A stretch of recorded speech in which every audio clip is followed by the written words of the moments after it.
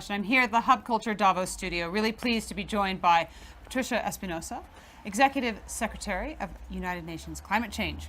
Hello. How are you? Thanks for coming. Thank you for the opportunity. So tell me, how high on the agenda was climate change at Davos this year? Well, it was really, I myself was surprised at the level of priority that this issue received. It's surprising because in this economic forum, normally, until now, the conversation was a lot more about climate change efforts would imply a burden on businesses. Mm-hmm. So this year, it became clear that for businesses to prosper and for businesses to really maintain a perspective of growth, they need to address climate change. And it needs to be done in a way that really involves all of society. Of the 5 biggest risks that were identified in the survey, 4 of them relate to environment and 3 of them directly to climate change.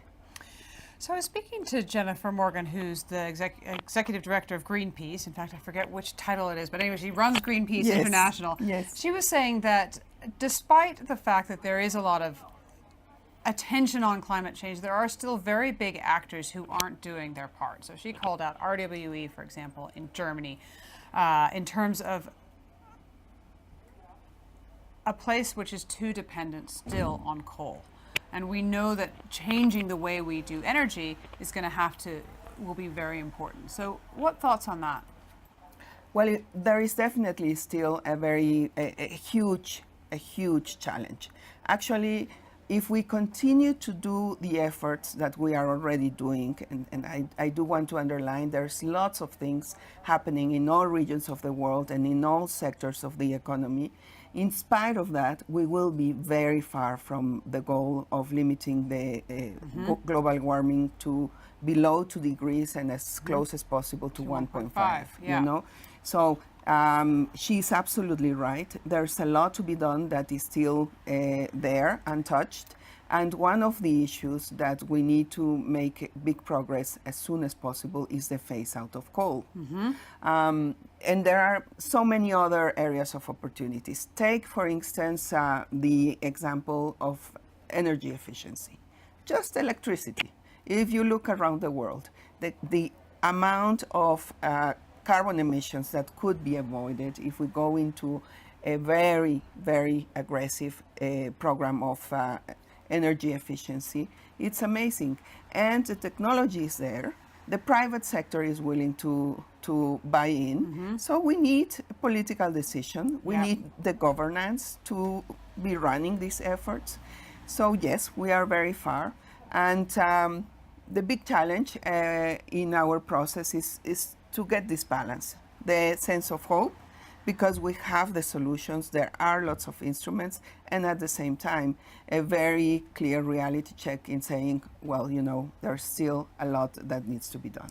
What about food production? Because I've heard from multiple different folks, so many that I actually have forgotten all the names, that the way we produce and consume food has got to change. And it's got to change not just for climate change, but for a whole lot of the other sustainable development goals. What do you think needs to be done there to make the biggest impact?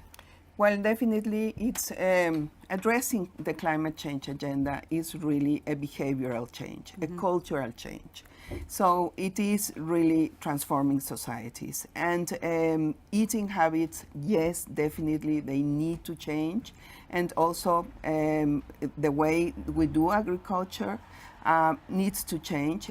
And the very frustrating situation sometimes is the fact that we do have the knowledge. For instance, smart agriculture, using technologies, IT technologies for agriculture is something that can improve the quality of the products that are produced, improve also the use of the soils, conserve the soils, reduce deforestation, and still there are lots of places where these efforts are not yet being done.